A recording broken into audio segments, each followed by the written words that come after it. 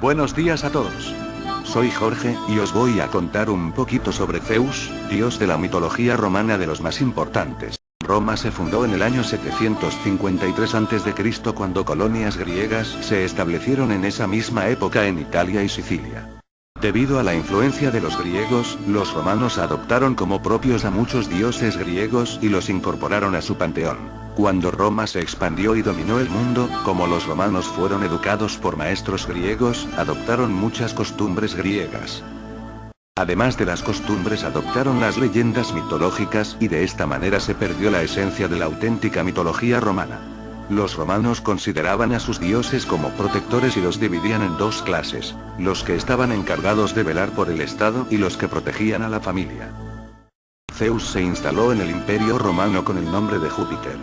Para estar a la altura de la imagen hegemónica del latino guerrero victorioso, Zeus se subió a una cuadriga transformado en Júpiter, un conductor de 4 caballos blancos, los más airosos, poderosos y perfectos del establo celestial. Era ya el hijo del devorador Saturno, el hermano victorioso de la guerra contra el malvado padre y sus cómplices, los titanes, junto con Neptuno de los mares y Plutón de los abismos.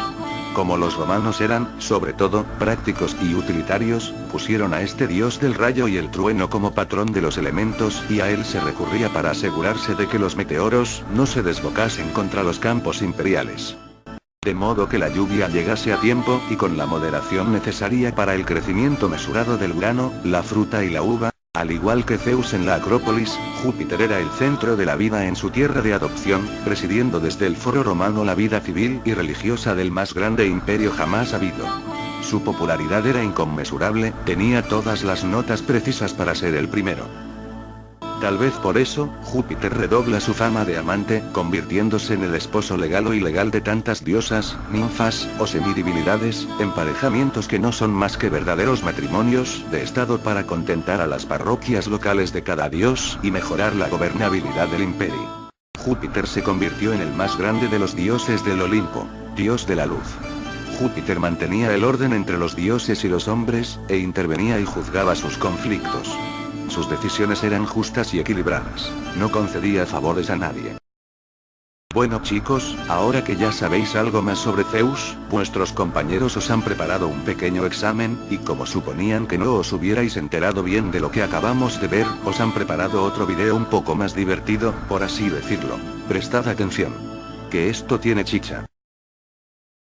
Roma se fundó en el año 753 a.C. cuando colonias griegas se establecieron en esa misma época en Italia y Sicilia.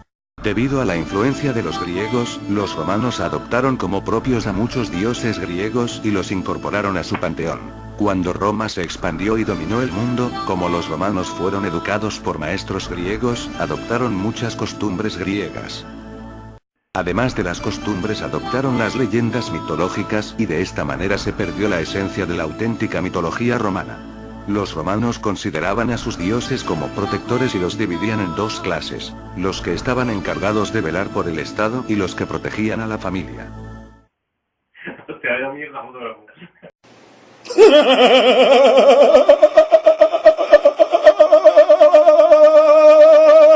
Zeus se instaló en el Imperio Romano con el nombre de Júpiter.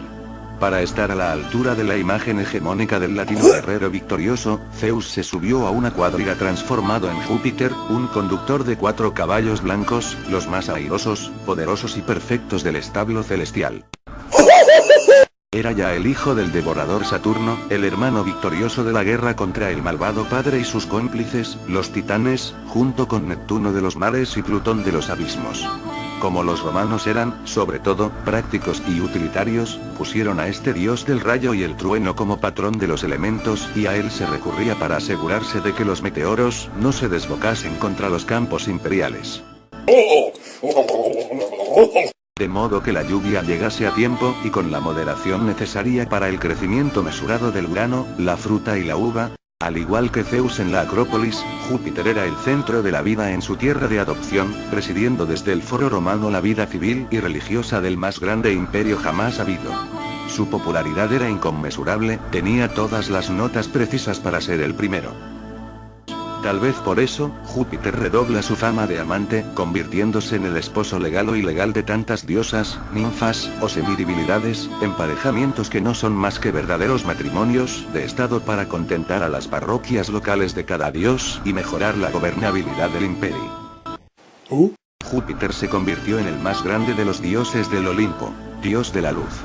Júpiter mantenía el orden entre los dioses y los hombres, e intervenía y juzgaba sus conflictos. Sus decisiones eran justas y equilibradas. No concedía favores a nadie. Pues ya está, me ha costado narrarlo, pero menos mal que estos me han dicho lo que tenía que decir. Constanza, ponles una buena nota que se lo merecen y se lo han currao, te lo digo yo.